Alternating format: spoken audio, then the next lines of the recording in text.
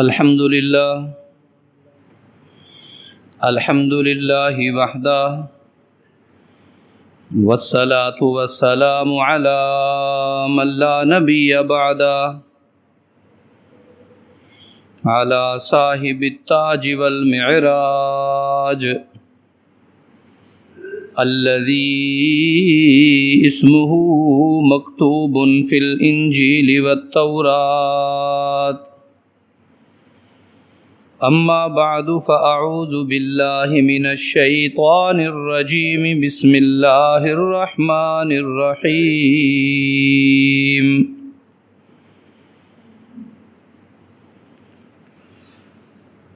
لقد جاءكم رسول من أنفسكم عزيز عليه ما عنتم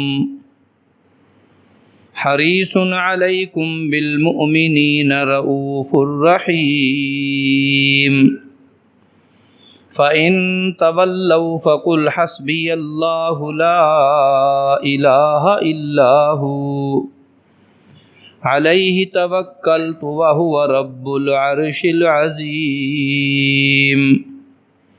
وقال الله تبارك وتعالى في مقام آخر: ألم يجدك يتيما فآوى. وقال النبي صلى الله عليه وسلم: أنا ثمرة دعوة أبي إبراهيم. وفي مقام آخر: أنا ابن الذبيحين أو كما قال.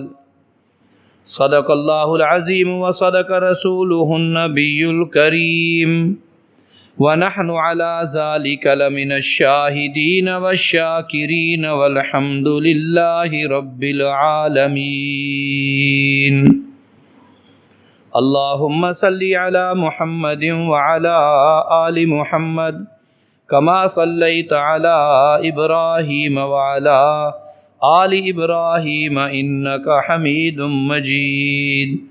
اللهم بارك على محمد وعلى آل محمد كما باركت على إبراهيم وعلى آل إبراهيم إنك حميد مجيد. بسم اللہ الرحمن الرحیم. حاضرین محفل، سامعین محترم، قرآن مجید فرقان حمید سورہ توبہ سے آخری 2 آیتیں، سورہ والضحیٰ کی ایک مختصر سی آیت، نبی علیہ الصلاۃ والسلام کے ارشاد گرامی میں سے 2 احادیث مبارکہ مختلف مقامات سے آپ کی خدمت میں عرض کی ہیں. دعا کریں کہ اللہ رب العزت اس کی صحیح تشریح و تفسیر سمجھانے کی توفیق عطا فرمائے. صفر المظفر کی غالباً آج 27 تاریخ ہے. یہ مہینہ اختتام کو جا رہا ہے. ایک روایت کے مطابق صفر کی 28 تاریخ کو خانوادہ نبوت کے انتہائی عظیم سپوت جگر گوشہ علی و فاطمہ فرزند پیغمبر جناب حسن ابن علی رضی اللہ تعالی عنہما آپ کا یوم شہادت بھی ہے. اور ایک روایت کے مطابق یہ ربیع الاول میں شہید کیے گئے. آپ کوفہ میں مکین تھے. کوفہ کے لوگ آپ سے ناراض تھے. ناراضگی کی وجہ یہ تھی کہ آپ نے حضرت علی رضی اللہ تعالی عنہ کی شہادت کے بعد جب آپ کو خلیفۃ المسلمین بنایا گیا تو آپ نے 6 ماہ کے بعد کاتب وحی امیر المومنین حضرت امیر معاویہ بن ابی سفیان رضی اللہ تعالی عنہما ان کے حق میں دستبرداری کی، دستبردار ہو گئے. اور مختلف تاریخی کتب کے مطابق آپ نے ایک وفد بھیجا. اس وفد کے پاس کو کچھ شرائط لکھ کر بھیج دیں کہ اگر یہ شرائط نافذ کرنے کی یقین دہانی کرائی جائے تو میں آپ کے حق میں دستبردار ہوتا ہوں، جن کا خلاصہ یہ تھا کہ نظام خلافت اور حکومت کو چلایا جائے ویسے جیسے حضرت ابو بکر رضی اللہ تعالیٰ عنہ نے چلایا، جیسے سیدنا عمر رضی اللہ تعالیٰ عنہ نے چلایا، جیسے حضرت عثمان غنی رضی اللہ تعالیٰ عنہ نے خلافت کی ذمہ داریوں کو نبھایا، جیسے سیدنا علی المرتضیٰ رضی اللہ تعالیٰ عنہ نے نبھایا۔ عدالتیں بھی شرعی، نظام حکومت بھی شرعی، باقی بھی سارے شعبہ جات جو ہیں وہ عوامی خدمت کے لیے قرآن و سنت کی روشنی میں اگر چلائے جائیں تو میں بغیر کسی شرط کے، اور کچھ ایک شرط کا ذکر آتا ہے کہ بھی ہمارے جو اہل بیت کا خاندان ہے، اہل بیت ہیں، یا جو وہ لوگ ہیں جو اہل صحابہ میں سے موجود ہیں، بڑی شخصیات، ان کے لیے معقول وظائف کا انتظام بھی کیا جائے تاکہ وہ پرسکون طریقے سے اپنی زندگی گزار سکیں۔ ان کے مطابق اگر یہ کیا جائے تو ہمیں کوئی اعتراض نہیں ہے۔ تو جواب میں اسی وفد کو سیدنا امیر المومنین سیدنا امیر معاویہ رضی اللہ تعالیٰ عنہ نے ایک کاغذ پر دستخط کر کے بھیجا کہ تمام شرائط موجود ہیں جو آپ نے بھیجی، وہ سب کے پر میرا اتفاق ہے، میں ویسے ہی اس نظام کو چلاؤں گا، اور آپ نے چلا کر بھی دکھایا الحمدللہ۔ اپنے جہاں تک رہے آپ کے وظائف کی بات، میں یہ خالی کاغذ پر دستخط کر کے دے رہا ہوں، جو آپ لکھ دیں گے امیر معاویہ بیت المال کا دروازہ تمہارے لیے کھول دیں گے۔ بہرحال یہ ضرورتیں تھیں، پوری ہو گئیں، تو حضرت حسن رضی اللہ تعالیٰ عنہ نے اعلان کر دیا کہ آج کے بعد میں اپنی خلافت سے دستبردار، اور مسلمانوں کا متفقہ خلیفہ جو ہے وہ حضرت امیر معاویہ رضی اللہ تعالیٰ عنہ ہوں گے۔ پھر طویل عرصہ تک یہ دونوں شہزادگان نبوت انہی کے اسی خلافت کے نظام میں منسلک رہے، زندگی بسر فرماتے رہے۔ اہل کوفہ جو تھے اور ابن سبا، یہ ایک طبقہ تھا جو یہودی سوچ رکھنے والے یہودیوں کی اولادوں میں سے تھے، وہ مسلمانوں کی اس اتحادی کیفیت کو، اس اتحاد کو برداشت نہیں کر سکتے تھے کہ یہ تو آگے بڑھیں گے، پھیلتے چلے جائیں گے۔ اور یقین جانیے حضرت حسن رضی اللہ تعالیٰ عنہ کے اس عمل مبارک سے ایک تو اس کی نوید خود رسول اللہ صلی اللہ علیہ وسلم نے ارشاد فرمائی تھی کہ میرا یہ بیٹا جو ہے، میرا یہ بچہ جو ہے، دیکھ لینا یہ ایک بہت بڑے آپس میں اختلاف کرنے والے گروہوں میں صلح کرائے گا، اور وہ صلح آپ نے کرا دی، سبحان اللہ۔ اور اس میں یہ بھی تھا، اب ان کو اہل کوفہ کو اور ابن سبا کو، ان سبائیوں کو، ناسبیوں کو بڑی تکلیف تھی کہ یہ تو مل گئے، اور ملنے کا نتیجہ کیا نکلا؟ حضرت علی رضی اللہ تعالیٰ عنہ جب خلیفۃ المسلمین تھے تو اسلامی ملک پھیلا ہوا تھا 40 یا 44 لاکھ مربع میل پر، اور جب حضرت امیر معاویہ رضی اللہ تعالیٰ عنہ خلیفۃ المسلمین بنے تو اسلامی فتوحات اتنی ہوئیں اور اسلامی نظام اتنا آگے بڑھتا چلا گیا، جزائر، صوبے، وہ خطے جہاں عرب کبھی جانے کا تصور نہیں کر سکتے تھے، وہاں بھی اللہ کے دین کا پرچم لہرا دیا گیا۔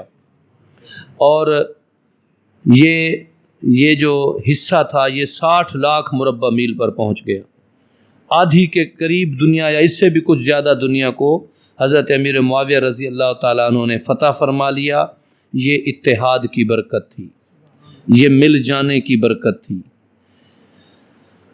تو جو لوگ ناراض تھے حضرت حسن رضی اللہ تعالیٰ عنہ سے، انہوں نے پھر بدلہ لینے کی ٹھانی۔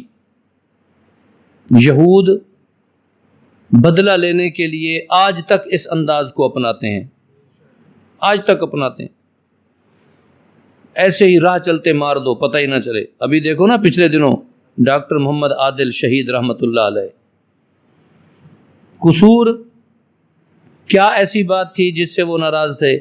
وہ بات تھی صحابہ کی عظمت کی بات تھی، وہ اہل بیت کی، وہ روکتے تھے بھائی کیوں گالیاں نکالتے ہو، ہمارے مقدسات کو کیوں برا بھلا کہتے ہو؟ بھائی میرا آپ کی نظروں میں جتنا احترام ہو، اگر میں آپ کے باپ کو برا بھلا کہوں گا تو بات تو ختم ہو جائے گی۔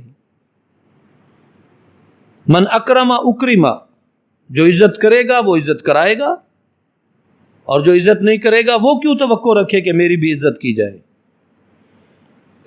ہمارے مقدسات کو کیوں چھیڑتے ہو؟ انہیں تحریروں میں تقریروں میں برا بھلا کیوں کہتے ہو؟ ایسا نہیں ہونا چاہیے، وہ ہمارے ایمان کا حصہ ہے۔ اس پرامن تحریک اور کاز پر سب کو ایک ہی پیج پر اکٹھا کیا، ورنہ علماء دیوبند تو شروع سے عظمت صحابہ کے لیے محنت کر رہے ہیں، باقی بھی کر رہے ہیں، لیکن سب کا ایک ہی سٹیج پر اکٹھا ہونا، اس نے دنیا کو بتا دیا کہ یہ منکرین صحابہ علیحدہ ہیں، باقی ساری امت صحابہ کی عظمت کو ماننے والی ہے۔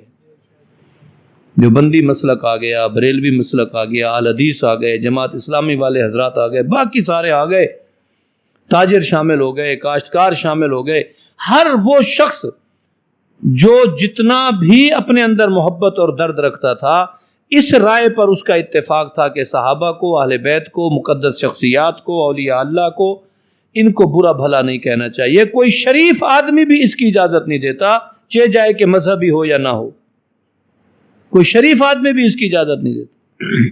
ان کو بڑی تکلیف تھی۔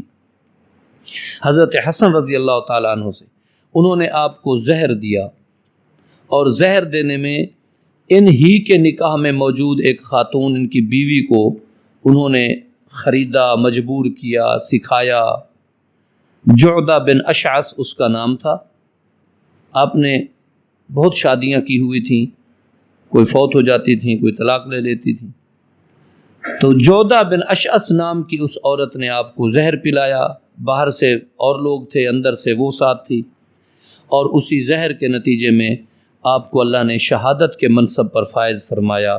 وہ شہید ہیں، اور صرف شہید نہیں، جنت کے سردار ہیں، وہ جنت کے سردار ہیں۔ آپ کو اہل بیت سے محبت کا دعویٰ کرنے والے، سچا یا جھوٹا وہ تو سب آپ فیصلہ کر لیں، دعویٰ کرنے والے تمام اہل بیت خاندان کی عزت و عظمت پر بڑی طویل تقریریں اور کتابیں نظر آئیں گی۔ حضرت حسن مجتبی رضی اللہ تعالی عنہ کی شان بیان کرتے ان کی زبان پہ آبلے آ جاتے ہیں، کیونکہ ان کی زندگی کا سب سے روشن پہلو، سب سے روشن کارنامہ، امت جس کو قیامت تک احسان ان کا اتارتی رہے تو نہیں اتار سکتی، وہ یہی اتحاد تھا جس نے پھر امت کو، بکھری ہوئی امت کو ایک دفعہ دوبارہ متحد کر دیا۔ وہ یہ اتحاد تھا۔ حضرت امیر معاویہ رضی اللہ تعالی عنہ کو خلیفۃ المسلمین متفقہ طور پر ماننا، صرف ماننا نہیں، ایک طویل عرصے سے اس حکومت کا باقاعدہ حصہ رہنا، اس خلافت کا باقاعدہ حصہ رہنا، ان کی مجلس شورا کا باقاعدہ حصہ رہنا، ان کی تائید کرنا، ان کا مؤید رہنا، یہ وہ ساری باتیں ہیں۔ ان کی شہادت بھی ایک روایت کے مطابق انہی دنوں میں ہوئی ہے۔ ہمارے کہنے کی ضرورت نہیں ہے کہ ہمارے کہنے سے ان کا درجہ بڑھے گا، لیکن اگر ہم کہیں گے تو اس جملے کی برکت سے اللہ ہمیں شان عطا فرمائیں گے۔ اللہ اپنی شان کے مطابق اس سے ان پر اپنا اجر عظیم اور ان کے درجات عالیہ کو بلند فرما۔ وہ پیغمبر کا خاندان ہے، ہماری آبرو ہیں، ہمارا ایمان ہے، ہمارے آنکھوں کی ٹھنڈک ہیں، ہمارے سروں کے تاج ہیں۔ ہم تو پیغمبر کے اس ادنا، یعنی سب سے کم وقت گزارنے والا صحابی، جس نے نبی کی صحبت میں سب سے کم وقت گزارا، ایک وہ صحابی ہیں والسابقون الاولون جو شروع سے ساتھ تھے، ایک وہ ہیں جو زمانے اخیر میں آپ کے در اقدس پر آئے اور اللہ نے انہیں ایمان کی نعمت سے مالا مال کیا۔ ہم تو ان صحابہ کے استعمال میں ہونے والے گھوڑے، اونٹ، سواریاں، ان سے اڑنے والی دھول، اور وہ دھول ان کی سواریوں کے نتھنے میں داخل ہو جائے، اور پھر وہ جب بہے تو ہم سمجھتے ہیں وہ ہم سے اعلیٰ ہے، ہم ان سے کم ہیں۔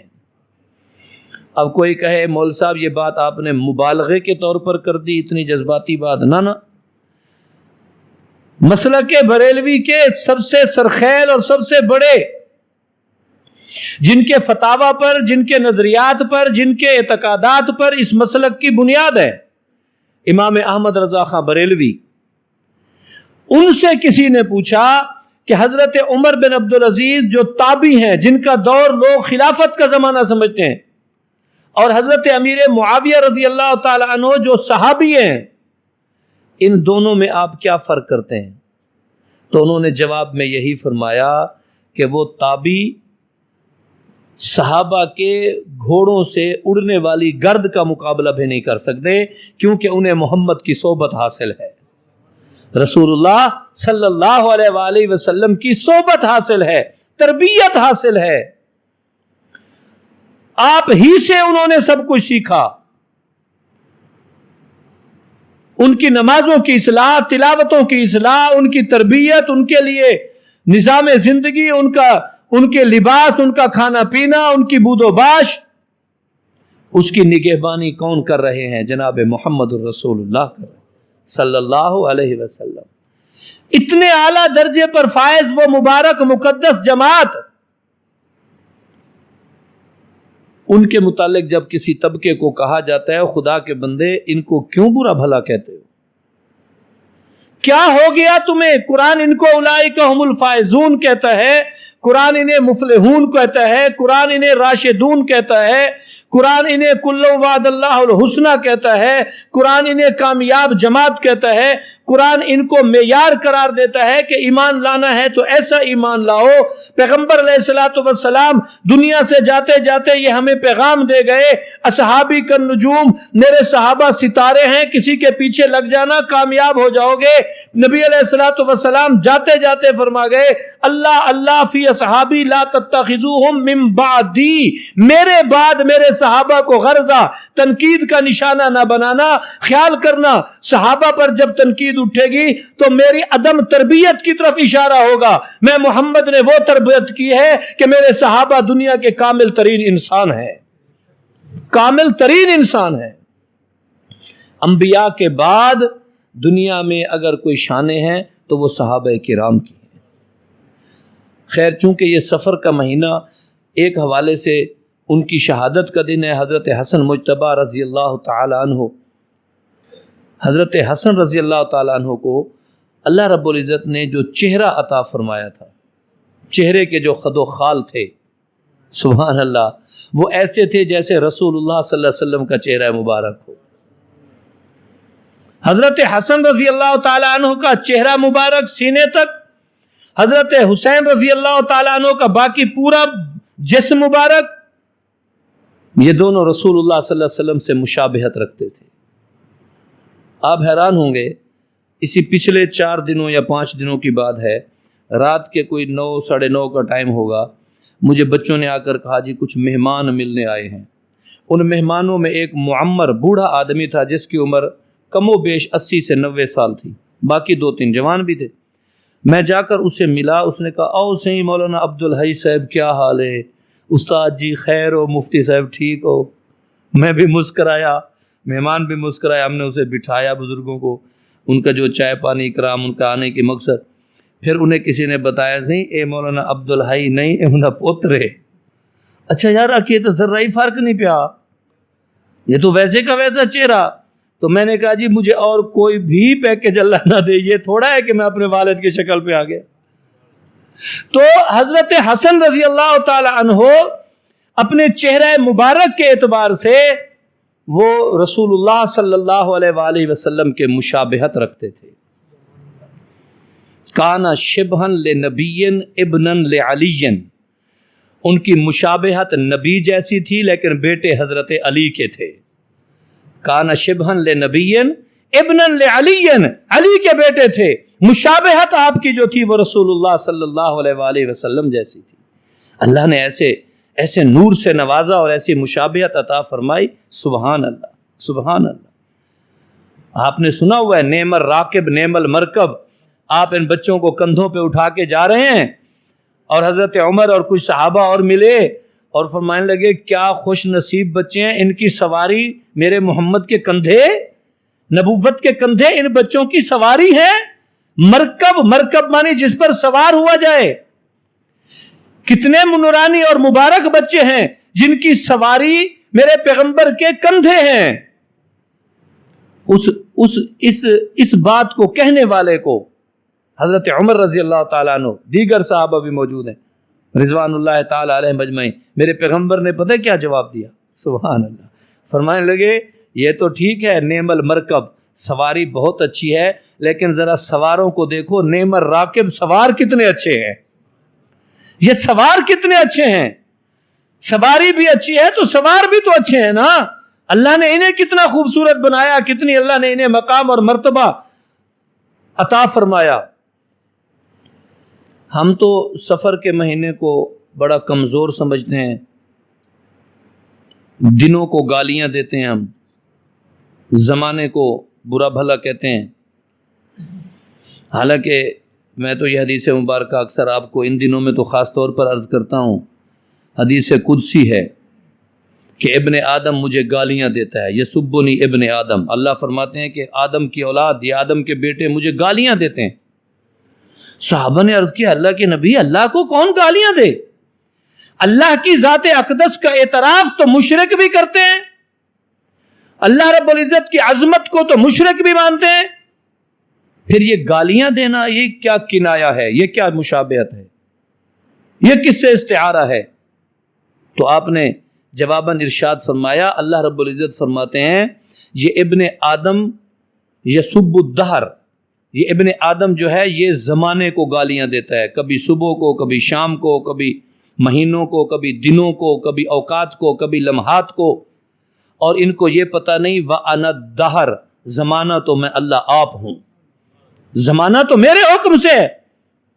کبھی دوپہر کے وقت کو برا کہہ دیا، کبھی ہفتے کو، کبھی اتوار کو، کبھی سوموار کو، کبھی سورج ڈوبنے کے وقت کو، کبھی سورج نکلنے کے وقت کو، کسی کو مبارک بنا دیا، کسی کو منحوس بنا دیا، مہینوں کو منحوس بنا دیا. کیسا عجیب نظریہ چل رہا ہے کہ سفر کا مہینہ جی مناسب نہیں، منحوس مہینہ، نعوذ باللہ من ذالک. بھائی کیسے نہ منحوس، یہ کیسے منحوس ہے؟ اس میں سورج نہیں نکلتا، اس میں چاند نہیں نکلتا، ہوا نہیں چلتی، پانی نہیں بہتا، کیا ایسی بات اس میں آ گئی؟ جی اس کا نام سفر ہے، اور سفر کہتے ہیں پیلے رنگ کو، سفرا اسی سے نکلا ہوا ہے. سافر الراحت، ہتھیلی سے جب سب چیزیں کھو جائیں، خالی ہاتھ ہو جائے تو بندہ کہتا ہے سافر الراحت، ہتھیلی پیلی ہو گئی، خالی ہوگی، جیب میں رہا کچھ نہیں، یہ خالی مہینہ ہے. بعض اس کا نام خالی مہینہ بھی کہتے ہیں. بس اسی پر میں ایک بات کہوں گا، اللہ کے لیے اس کو اپنے سینے سے لگا لو. اللہ کے نبی نے اس کا نام رکھا صلی اللہ علیہ وسلم، آپ نے اس کا نام رکھا سفر المظفر. کہہ دیں کیا نام رکھا؟ سفر المظفر. اور مظفر کا معنی ہے کامیابیوں والا. اب نبی کہتا ہے کامیابیوں کا مہینہ ہے، امتی کہتا ہے نحوست والا مہینہ ہے. جب سوچوں میں اتنا تضاد ہو، بیٹے اور باپ کی سوچ میں تضاد ہو، وہ گھر نہیں چل سکتا. میاں اور بیوی میں سوچ میں تضاد ہو، وہ رشتہ بڑی مشکل ہے قائم رہ سکے. استاد اور شاگرد میں کلاس میں اختلاف ہو جائے، تضاد پیدا ہو جائے، وہ بچہ اس درسگاہ میں رہ نہیں سکتا. ہم امتی رہ جائیں گے کہ پیغمبر کہتا ہے کامیابیوں کا مہینہ، امتی کہتا ہے ناکامیوں کا مہینہ. اتنی سوچ کا تضاد ہوگا تو ہمارا کیا بنے گا؟ یقین جانیے، دل و جان سے اس کو مان لو، ایمان لے آؤ، یقین رکھو، جس کو پیغمبر نے کامیابی کا مہینہ قرار دیا وہ کامیابی ہی کا مہینہ ہے. اس کمزوری کو اپنے قریب نہ آنے دو. باتیں تو ضمناً اور ہو گئیں، میں اب آتا ہوں آیت قرآنی کی طرف. اللہ رب العزت نے نبی علیہ الصلاۃ والسلام کی تشریف آوری، اس کو چونکہ ہم بیان کر رہے ہیں، اس سے پہلے کچھ ایسی باتیں سامنے آئیں، دیکھنے کو ملا کہ دنیا حیران. میں آج امام بہقی رحمۃ اللہ علیہ کی کتاب دلائل النبوت کو پڑھ رہا تھا کہ عبد المطلب آپ کے دادا ایک دفعہ کہیں تجارت کی غرض سے گئے. عموماً یہ لوگ شام، یمن، مصر، ان 3 ملکوں میں زیادہ جایا کرتے تھے، اور شام مذہبی ملک شمار ہوتا تھا. یہاں عیسائی نصرانی مذہب کے زیادہ تر لوگ کاہن یہ رہتے تھے. تو وہاں آپ نے زبور کا علم رکھنے والے ایک عالم سے ملاقات کی. اس کو جب اپنا بتایا کہ میں کہاں کا ہوں، مکے میں رہتا ہوں، کعبے کا مجاور ہوں، میرا یہ کام ہے، یہ کام ہے، تو اس نے کہا مجھے اجازت دیں، میں آپ کے جسم پر، وجود پر کچھ نشانیاں دیکھنے چاہتا ہوں۔ تو آپ نے فرمایا ٹھیک ہے، اس کے اصرار پر، اس کی خواہش پر شرمگاہ کے حصے کو چھوڑ دیں، باقی اگر آپ دیکھنا چاہیں تو ٹھیک ہے دیکھ لیں، بزرگ ہیں، عالم ہیں، کاہن ہیں، کاہن اس وقت ایک عزت کا لفظ سمجھا جاتا تھا، دیکھ لیں۔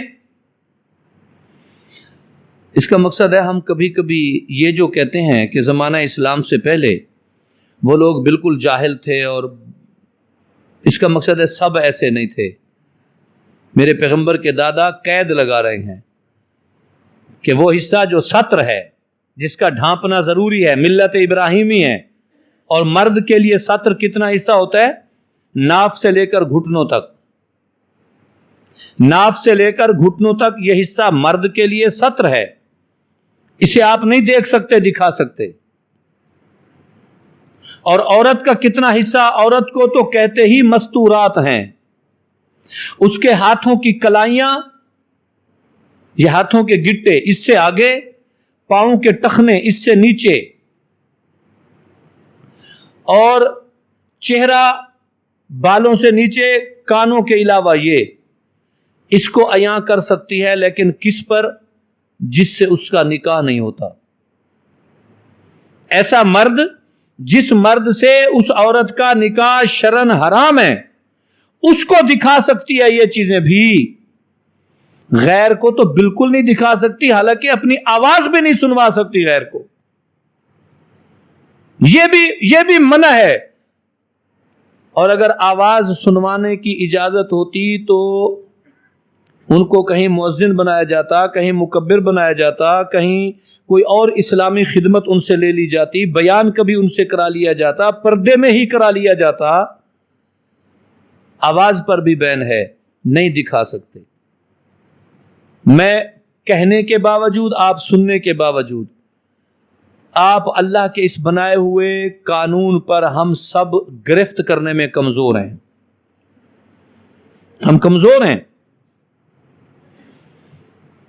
یہ جو آزادی، انسانی آزادی کے نام سے جو سوچ ہماری نسل نو پر مسلط کی جا رہی ہے، اور چادر، چار دیواری اور پردے کی چادر اور برقع، اس کو جو قید خانے سے تعبیر کیا جا رہا ہے کہ عورتوں کو مقید رکھا ہوا ہے، تم نے قید میں ڈالا ہوا ہے، تم نے یہ گھر کی تمہاری حویلی جو ہے 7-8 فٹ کی، یہ تو قید سے ان کو تشبیہ دے دیتے ہیں، اس کی کیا ضرورت ہے؟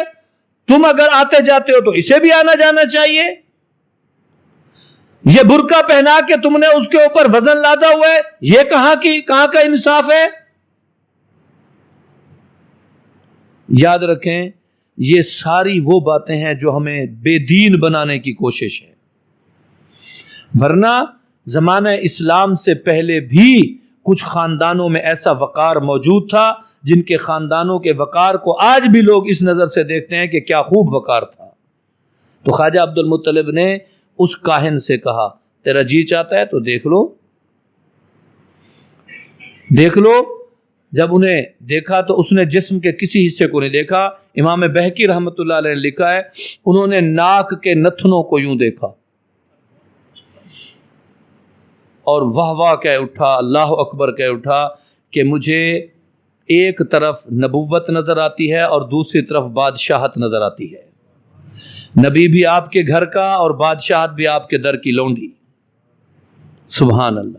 ننھیال ددھیال پوچھے تو کہنے کا مقصد یہ ہے رسالت مآب صلی اللہ علیہ وآلہ وسلم کی تشریف آوری سے پہلے ایسے بے شمار واقعات کتب احادیث میں، کتب سیرت میں موجود ہیں، دلائل اور ثبوت اور سند کے ساتھ موجود ہیں، جس سے پتہ چلتا تھا کہ میرے پیغمبر کا دنیا میں تشریف لانا یہ عامی بچے کی ولادت نہیں ہے، یہ وہ بچہ ہے جن کی برکت سے اللہ نے ہمیں انسان بنایا ہے، جن کی شان و شوکت سے اللہ نے ہمیں انسان بنایا ہے۔ مکہ جہاں زمزم کا کنواں تھا، مکے میں محترم چیزیں کیا ہیں؟ محترم چیزیں دنیا جن کی طرف بھاگتی ہے، مسلمان جاتا ہے شوق سے، ان میں سے ان شعائر اللہ میں سے ایک یہ زمزم کا کنواں ہے۔ بیت اللہ سب سے آگے، صفا مروہ اس کے ساتھ، ان الصفا والمروہ من شعائر اللہ، پھر اس میں مزدلفہ ہے، مینا ہے، پھر وہاں عرفات کا میدان ہے، مطاف ہے، زمزم کا کنواں ہے. یہ وہ چیزیں ہیں جہاں آدمی جا کر اپنے آپ کو بڑا سعادت مند سمجھتا ہے کہ اللہ نے ہمیں یہ ساری زیارتیں کروا دی ہیں. اللہ ہم سب کو کرا دے. اللہ اپنے حرمین کی رونقوں کو بحال کر دے.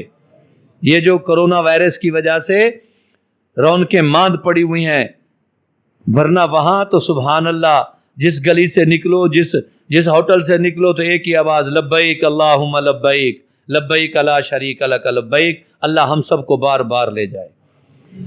وہاں ایک کنواں جس کا نام زمزم ہے، اس کی ہسٹری آپ کو پتہ ہے. حضرت اسماعیل علیہ السلام کے قدموں کی برکت سے اللہ نے وہ پانی کی نعمت عطا کی. اور اس کی خصوصیت کیا ہے؟ ماء زمزم لما شرب بہ، جس نیت سے پیا جائے اللہ اس کا اسی نیت کے مطابق اس زمزم کا فائدہ عطا کرتے ہیں. جہاں یہ زمزم کا کنواں نکلا وہاں کوئی انسانی آبادی اس سے پہلے نہیں تھی. جناب اسماعیل علیہ السلام اور ان کی والدہ محترمہ سیدہ ہاجرہ ہیں. اس سے پہلے وہاں کوئی انسانی آبادی نہیں ہے. وادٍ غیر ذی زرع ہے، کوئی کھیتی نہیں، کوئی وہاں گھاس نہیں، کوئی اگنے پگنے کی کوئی چیز نہیں. اس کنویں کی برکت سے پرندوں نے آنا شروع کیا، پرندوں کے بعد لوگوں نے آنا شروع کیا. الغرض بنو جرہم کا قبیلہ وہاں آباد ہو گیا. اب 2 قبیلے ہو گئے. حضرت اسماعیل کی شادی ہوئی علیہ السلام، ان کی اولاد بڑھ رہی ہے. خاندان اسماعیل جن میں یہ عرب ہیں، رسول اللہ صلی اللہ علیہ وسلم جس خاندان مبارک سے ہیں، اور ایک خاندان بنو جرہم بڑھ رہا ہے. یہ بکریاں چرایا کرتے تھے. چراتے چراتے وہاں آئے. ان کو گھاس ملے نہ ملے، بکریاں اسی پانی کو پی لیا کرتی تھی تو گویا کہ بکریوں کا پیٹ بھر جایا کرتا تھا. اب ایک وقت آیا کہ خاندان اسماعیل کے ان عرب لوگوں نے علیہ السلام ان بنو جرہم والوں سے کہا بھی ہمارا علاقہ خالی کر دیں، کیونکہ تم تو یہاں کے نہ مالک ہو نہ یہاں آئے ہو. یہ بیت اللہ، اس کی خدمت، اس کے مجاور ہم ہیں. یہ کنواں ہمارے آبا کی نشانی ہے. تم تو بکریاں چرانے والے تھے، اگر جانا ہے تو تھوڑا دور ہو جاؤ، یہ علاقہ خالی کر دو. وہاں لڑائیاں وڑائیاں بھی ہوئی. مختصر یہ کہ جاتے جاتے انہوں نے کنویں کو بند کر دیا. اس میں جانوروں کے سینگ، چھوٹے چھوٹے بت، ریت، کچرا، مٹی، کپڑے، یہ ڈال کے ایسا اس کو بند کر دیا کہ اوپر سے برابر کیا. اب سمجھ نہ آئے کہ کنواں کہاں ہے. نبی علیہ الصلوۃ والسلام کے دادا جناب عبد المطلب نے یہ خواہش کی کہ اے اللہ اگر یہ کنواں پھر سے کھد جائے اور زمزم پھر سے ہمیں نصیب ہو جائے تو میرے 10 بیٹے ہیں، اے اللہ میں ایک بیٹا تیرے نام پہ قربان کر دوں گا. یہ کیسے کھلا؟ خواب میں اس کی کیا اشارے ہوئے اس کو چھوڑ رہے ہیں. کنواں مل گیا، پانی ظاہر ہو گیا. تو اب منت کو کیا کرنا تھا؟ پورا کرنا تھا. اس لیے منتیں مانتے وقت سوچا کرو. شرعی منتیں ہوں، جذباتی منتیں نہ ہوں. بات کہنے کی تو نہیں، لیکن شاید کہیں پہنچ جائے. میرے پاس ایک جوڑا آیا، اس نے کہا جی ہمیں بچے نہیں ہوتے تھے، ہم نے منت مانی ہے، اگر اللہ صاحب کو ہمیں بیٹا دے دے تو میں فلاں، اب کہتے ہوئے بھی مجھے عجیب لگ رہا ہے، فلاں بزرگ کے دربار پہ ننگی ناچوں گی. میں نے کہا میری بہن تو اپنے گھر میں ننگی ناچے، میرا نبی آنکھیں پھیر لے گا. تو کپڑوں سے بھی ناچے تو پیغمبر تجھ سے نظریں چرا لے، دور کر لیں، پرے کرو اس کو، لے جاؤ اس کو. تیری تو عفت، تیری تو عظمت، تیرے تو تقدس کا نبی نے اتنا خیال رکھا کہ پیغمبر خطبہ حجت الوداع میں یہ فرما کر گئے، لوگوں یہ عورتیں اللہ کی امانت ہیں اور اس امانت کا جواب دینا ہوگا. تو نے یہ کیا کہہ دیا منہ سے؟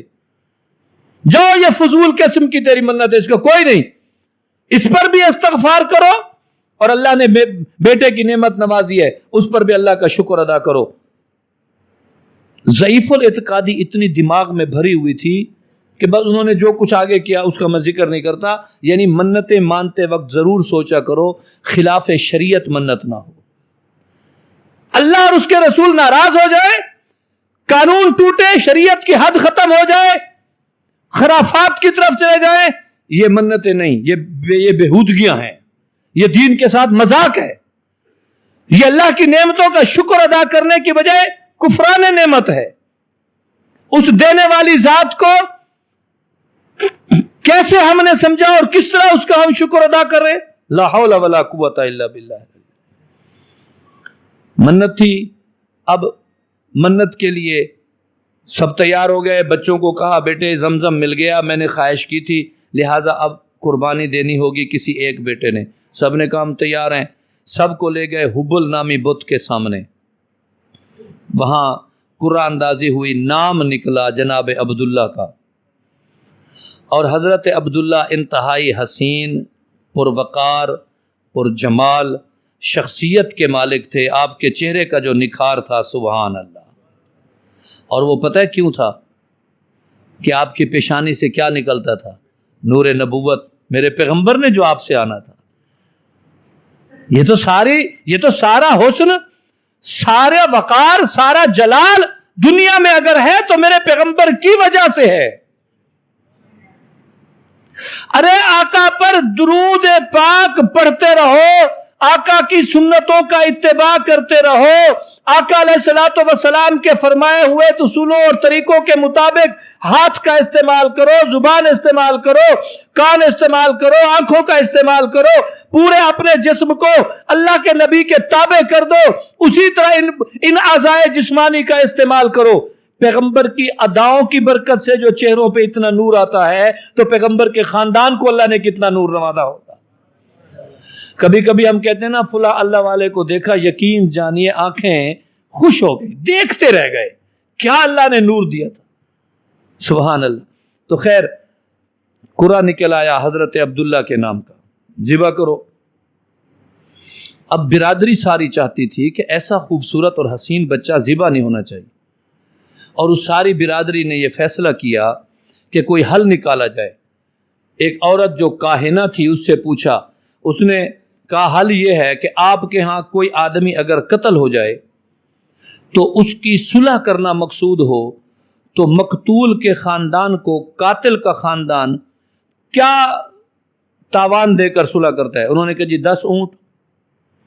تو فرمایا ٹھیک ہے ایسا کرو، پھر 10 اونٹ ایک پرچی پہ لکھو، ایک کاغذ پہ تیر پہ لکھو آپ کا نام، پھر ان کو اٹھاؤ، یہ دیت ہو جائے گی۔ جب اس کو ایسا کیا گیا تو پھر بھی نام حضرت عبداللہ کا نکل آیا، پھر دوسری مرتبہ ایسا کیا گیا، پھر نام حضرت عبداللہ کا۔ الغرض 100 اونٹ لکھے گئے، ایک طرف نام حضرت عبداللہ کا تھا، دوسری طرف 100 اونٹ لکھے ہوئے تھے، پھر جا کر 100 اونٹوں کا قرعہ نکلا اور جناب عبداللہ محفوظ رہے۔ نبی علیہ الصلوۃ والسلام فرمایا کرتے تھے میں 2 ذبح ہونے والوں کا بیٹا ہوں، انا ابن الذبیحین، اور ایک ذبی ان میں حضرت اسماعیل اور ایک ذبی جناب عبداللہ۔ حضرت اسماعیل کو اللہ نے کیسے بچایا؟ آسمان سے جنت سے مینڈھا بھیج کر بچایا، وہ فدیہ بنا، اور حضرت عبداللہ کے لیے آپ نے کیا کیا؟ 100 اونٹ ذبح ہوئے۔ اسی دن سے انسانی جان کی قیمت بطور دیت کے 100 اونٹ طے ہو گئی کہ اب اگر کوئی کسی کو ناجائز مارے گا تو دیت میں 100 اونٹ اس کو دینے پڑیں گے۔ یہ میرے پیغمبر کی برکت سے ایسا ہوا۔ رسول اللہ صلی اللہ علیہ وسلم دنیا میں تشریف لائے، آگے پھر اسی ترتیب سے چلیں گے۔ اللہ ہمیں آپ کی اتباع نصیب فرمائے۔ آخری 2 منٹ ایک قرارداد ہے۔ پچھلے دنوں آپ نے سنا مولانا ڈاکٹر مولانا محمد عادل رحمۃ اللہ علیہ ان کو شہید کر دیا گیا۔ میں نے شروع میں ان کا تذکرہ کیا ہے۔ ان پہ ناراضگی کیا تھی کسی طبقے کو کہ وہ مدحت صحابہ کے لیے پرامن تحریک چلا چکے تھے اور سب کو ایک ہی پیج پر اکٹھا کر چکے تھے، اور ان کا نقطہ نظر یہ تھا کہ آج کے بعد کسی کی مقدسات کو نہ چھیڑا جائے، ان کے ساتھ کوئی ایسا رویہ، ایسا الفاظ تحریر و تقریر میں نہ ہو جس سے کسی کی دل آزاری ہو۔ یہ عظمت صحابہ کی ان ریلیوں کے انعقاد پر وہ برداشت نہ ہوئے اور انہوں نے ان کو شہید کر دیا۔ ہمارا یہ مطالبہ ہے کہ ڈاکٹر صاحب کے قاتلوں کو کہیں سے بھی ڈھونڈ کر، بڑے بڑے ذرائع ہیں ہمارے اداروں کے پاس، دنیا اعتراف کرتی ہے ہمارے اداروں کی، ایجنسیوں کی محنت اور تحریک کا دنیا اعتراف کرتی ہے۔ اگر یہ خود نہ چاہے تو چھپ نہیں سکتا قاتل. میں ذمہ داری سے کہہ رہا ہوں، یہ خود نہ چاہیں تو وہ چھپ نہیں سکتا. وقت نہیں میں آپ کو بتاؤں کیسے کیسے کیس انہوں نے عقدے ظاہر کر دیا، لوگوں کے سامنے آ گئے. ہاں اگر یہ خود اس پر پردہ ڈالنا چاہیں تو پھر یہ اس قاتل کے معاون ہوں گے، تو یہ بھی قتل میں برابر کے شریک ہوں گے. اور جب مقتول اور اس کے ورثاء بے بس ہوتے ہیں تو پھر اللہ رب العزت کا انتقام جو ہے وہ منظر عام پر آتا ہے. ہمارا مطالبہ ہے کہ ان کے قاتلوں کو گرفتار کیا جائے. یہ بے جا مطالبہ تو نہیں ہے. آپ چاہتے ہیں کہ اسی طرح علماء قتل ہوتے رہیں، گالیاں بھی علماء کو، گولیاں بھی علماء کو. یار قصور، وہ ہماری دینی تربیت کرتے ہیں، جنہیں ملیشیا کی گورنمنٹ نے ایک انعام سے نوازا ہوا ہے، پاکستان میں پاکستان کے شہری ہونے کے باوجود قتل کر دیے جاتے ہیں. اپنے علماء سے پیار رکھو، ان کی خدمت کرو، ان سے فیض حاصل کر لو. یقین جانو انہیں اللہ کی نعمت سمجھو.